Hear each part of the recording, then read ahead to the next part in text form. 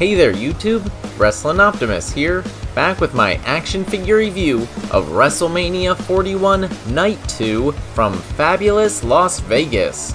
Night 1 ended on somewhat of a sour note and definitely didn't send the fans home happy. Unfortunately, this main event feels like setting up the fans for even more of the same. Either way, it's time to find out what happened, so let's take it over to the action figures. We kick things off with a triple threat match for the Women's World Championship as Io Sky defends against Rhea Ripley and Bianca Belair. Io's entrance is fairly tame by WrestleMania standards, while Bianca is flanked by girls playing Double Dutch, similar to last year. Interestingly, she gets booed, while Rhea Ripley gets cheered, and all she did was wear a cool mask. I won't do play-by-play, but as you'd expect given the participants, this match was great. Each woman got in plenty of signature spots, culminating in a series of counters. Io's Hurricane Rana gets reversed, sending her onto the ring post.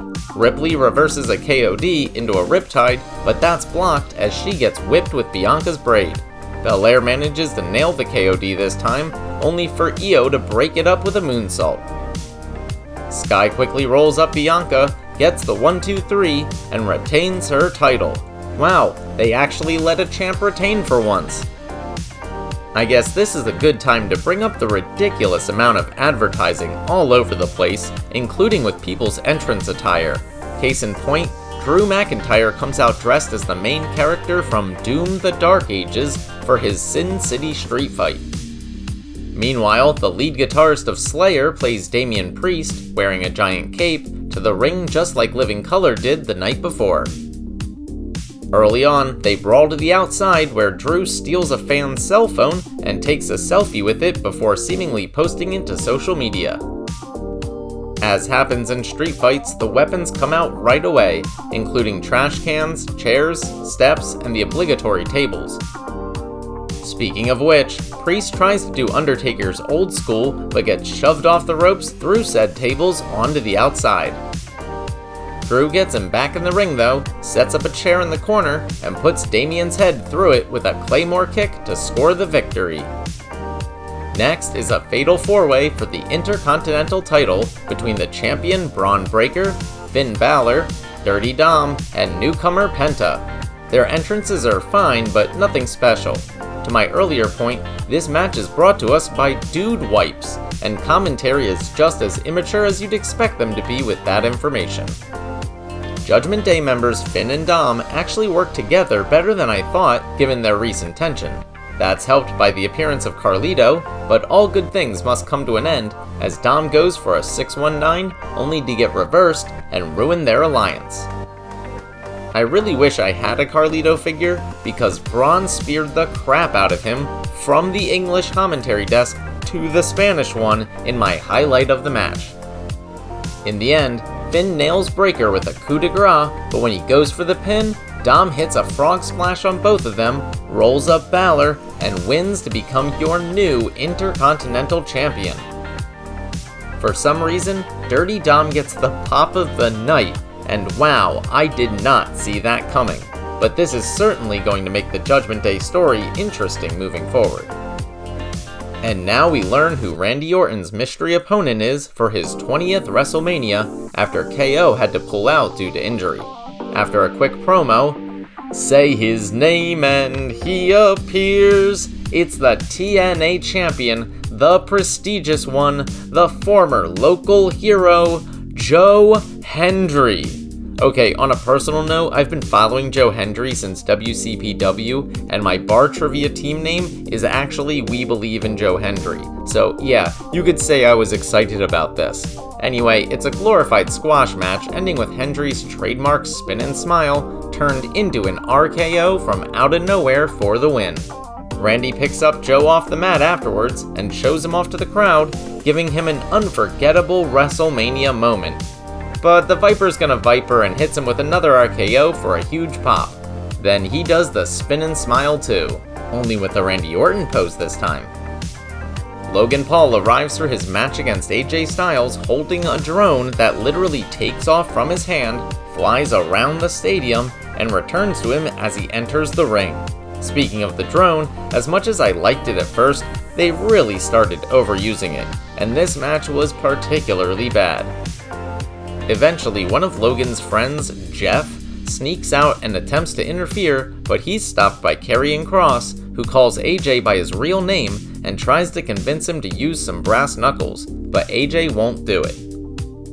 Bad idea, as Logan counters the phenomenal forearm with one lucky punch and a pulverizer, probably my new favorite finisher, to score the victory. Okay, apparently on the pre-show, Bayley was found beaten up backstage ahead of the women's tag team title match against Liv and Raquel, so the women's intercontinental champion Lyra Valkyria, who comes out with huge white wings, is forced to find a replacement. And boy did she find a good one, as out comes her fellow countryman, the returning Becky Lynch, back after being supposedly retired by Liv Morgan. It takes a while, but eventually Liv and Becky square off as the man runs wild, ring rust be damned.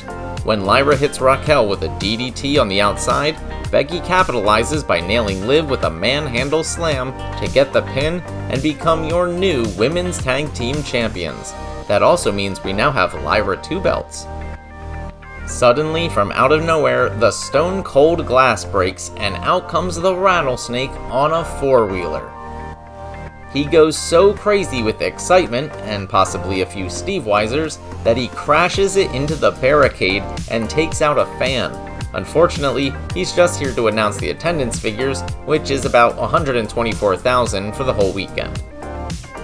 And now it's time for the main event, as John Cena challenges Cody Rhodes for the WWE Championship. In a perfect heel move, Cena comes out to a black and white Tron simply consisting of his name in block letters. No color, no video, no excitement that we've come to associate with the franchise. He really does want to ruin pro wrestling.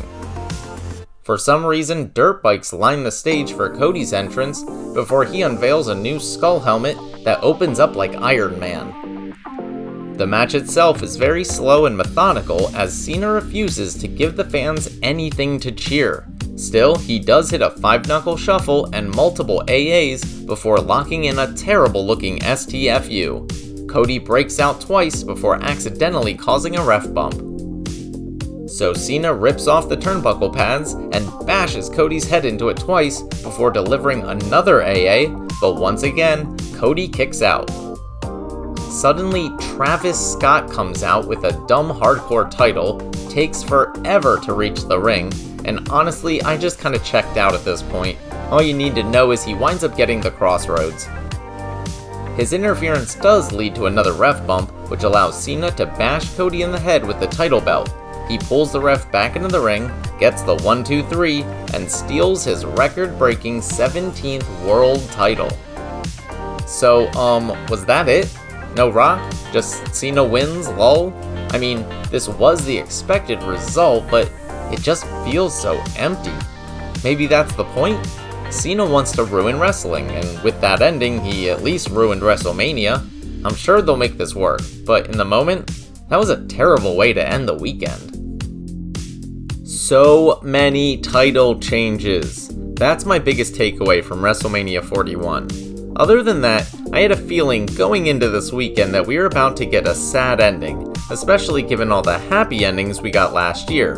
Get your minds out of the gutter. In Star Wars terms, last year was A New Hope, and this year is The Empire Strikes Back, where the bad guys have seemingly won the day, and the good guys are at their lowest, seemingly defeated. Still, something about that ending just didn't feel right, and as is often the case, the only thing that matters is how you leave them. So, despite some great matches, spectacular entrances, and a few feel-good moments, I'm left with a bad taste in my mouth. WrestleMania Night 2 gets a C-, giving the weekend as a whole a C. Alright, that'll do it for the second and final night of WrestleMania 41 from Las Vegas. Let me know what you thought in the comments down below. If you enjoyed the video, make sure to do all that normal YouTube stuff. Smash the like button, share with any wrestling or action figure fans you may know, subscribe to the channel, and spread the word. You can also talk to me over on X at WrestlingOptimus, or see all my best figure photography over on Instagram at WrestlingOptimus. I'm also on Facebook and Blue Sky now. If you haven't seen my latest video, you can check that out right here. But until next time, I've been Wrestling Optimus, and I'll catch you later.